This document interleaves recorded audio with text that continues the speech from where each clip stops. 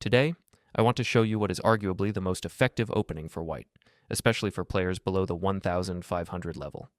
And to demonstrate how powerfully it can be played, we turn to one of the greatest tactical minds in chess history, Paul Morphy, whose brilliant and attacking style remains unmatched. We reach this position starting from the basic king's pawn opening. The first few moves are standard, but then the game shifts into the Scotch.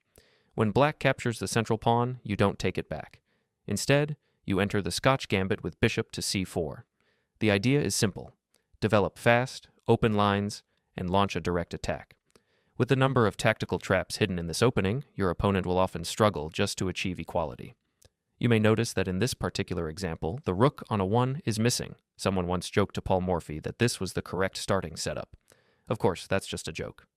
Morphy, being the unofficial world champion of his era, played countless exhibition games where he gave up material from the start simply because very few players could challenge him. After bishop 2c4, your opponent has several replies.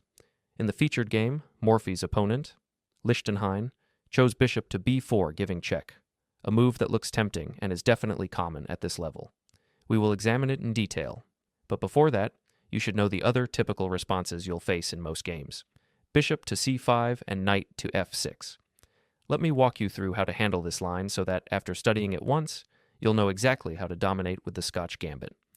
When black chooses bishop to c5, which is a perfectly logical move defending the pawn on d4 and signaling, "You're not getting this pawn back," you act as if you've abandoned the idea of recapturing immediately. You simply continue with pawn to c3, preparing to bring your knight into the game. At this point, most opponents assume they should capture on c3. They figure your pawn will retake, and if they don't capture, you'll push forward and attack the bishop anyway. So the safe choice for black seems to be taking. After black accepts, the natural expectation is that you'll recapture the pawn. But instead, you takes the pawn on f7. When black takes back, you unleash the powerful follow-up queen to d5, giving check, and on the next move, you recover your piece while opening the position directly toward the enemy king. From there, your attack flows effortlessly. The black king is exposed, coordination collapses, and your initiative becomes overwhelming. That's how you punish bishop to c5. But remember, many opponents will instead choose the equally common knight to f6, a standard developing move preparing black to castle. The problem for black after knight to f6 is that you can immediately advance your pawn to e5, driving the knight away. It has almost no comfortable squares. Every retreat makes it vulnerable, and black certainly doesn't want to move it all the way back and lose time. If the knight jumps to g4, pretending to pressure the pawn on a 5, you simply ignore it and castle. Black is already worse. The knight is awkwardly placed, and you can attack it at any moment. If it ever retreats to h6, you can capture it and damage black's pawn structure permanently. And if black tries to take the pawn on a 5, the tactic fails because of the pin on the e-file. The knight is attacked and cannot escape. Any attempt to defend it is met by pawn to f4, increasing the pressure. Since the knight is still pinned to the king, it remains trapped and you win material, and likely the entire game. This shows just how easily black can be punished for playing natural but careless developing moves. Returning to the actual game, black chose bishop to b4, giving check, which seems logical.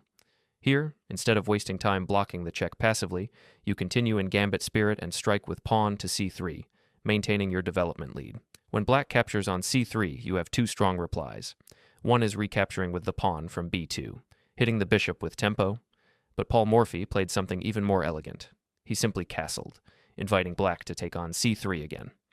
Black accepted, thinking he should grab material while he can. In this special exhibition game, he is effectively up the rook Morphy gave, but in a normal game, this would mean black is 2 pawns ahead. Yet even with that material advantage, black is already on the back foot because you possess a massive development lead and immediate attacking chances. In this position, the bishop on b2 targets the pawn on g7 and even indirectly pressures the rook on h8. Surprisingly, black has a hard time dealing with this single threat. If black tries to defend using the knight, you can push your pawn forward again, and the knight is immediately short of safe squares. For example, if it jumps to an exposed square, you have strong replies like queen to d5, attacking both the pawn on f7 and the knight, while your bishop also joins the pressure. Black's position starts falling apart very quickly. If black avoids knight to f6, what other options are there? Playing pawn to f6 looks terrible. It weakens the entire king side and opens the diagonal controlled by your bishop, making castling impossible. Stepping the king to defend also leaves black with a king stuck in the center, which is disastrous in an open position. In the real game, black retreated all the way to bishop to f8, a move that makes sense positionally but feels depressing, almost as if black is undoing all previous development. Morphy could jokingly suggest that knight to b8 would complete the backward journey. After this retreat, Morphy advanced with pawn to e5, shutting down the knight's activity yet again and creating serious difficulties for black to finish developing their pieces. Black tried pawn to d6, hoping to trade the central pawn and ease the pressure, but the structural problems and developmental lag are already catching up with him. Morphy continued with rook to e1, increasing the pressure on the exposed king. After black captured on e5, white recaptured, opening the e-file for future tactics. Now comes a critical moment. Instead of dealing with the center, black chose queen takes d1, believing that trading queens is the safest route since removing your opponent's queen usually neutralizes any attacking chances. But an interesting question arises. What if black had played knight takes c5 first? What would white do? Morphy would almost certainly find the winning blow. Take a moment and try to spot it yourself. The decisive move is not the simple recapture. It is bishop takes f7, giving check. A brilliant idea that punishes the pinned knight. Because the knight cannot take the bishop, the king is forced to move. Once the king steps away, the queen on d8 becomes undefended and white takes it. Now you are a full queen up, with the knight still attacked. If it moves, queen to e8 ends the game with checkmate. That's how quickly black's position collapses if they enter this line. Back to the game. Black went ahead with queen takes d1, which on the surface looks like a winning move. If white simply recaptures, black remains ahead by a rook. Remember, Morphy started the game by giving up the rook deliberately. So rook takes d1 is not possible. Instead, Morphy found a crushing in-between move. Bishop takes f7, giving check. Black now faces a tough decision. Moving the king onto the d-file looks unnatural because white would recapture the queen with check. Despite engines recommending this as the best defensive try, it's psychologically very difficult to play. For example, if black blocks the check with the bishop, white trades, checks the king, and then follows through with the long-term threat bishop takes g7, attacking the rook and clawing back material with a strong initiative. Black likely calculated the complications and chose not to move the king into the d-file. Instead, he played king to e7, still assuming white would simply recapture the queen. But Morphy once again found a brilliant resource.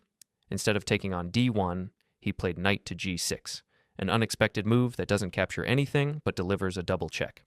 And whenever a double check occurs, the opponent has only one legal response: move the king. If the king steps toward the center, white can take the queen with check, and the rook on h8 will also fall soon after. That path clearly leads black into disaster. Naturally, the big question is, why not just capture the bishop on f7? Black did exactly that in the game, but this allows the stunning finish. Knight takes h8, checkmate. Thanks for watching. If you enjoyed this breakdown, make sure to hit the like button and subscribe for more powerful chess lessons. Let me know in the comments which opening or trap you want to see next.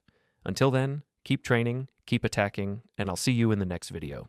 Take care and happy checkmating.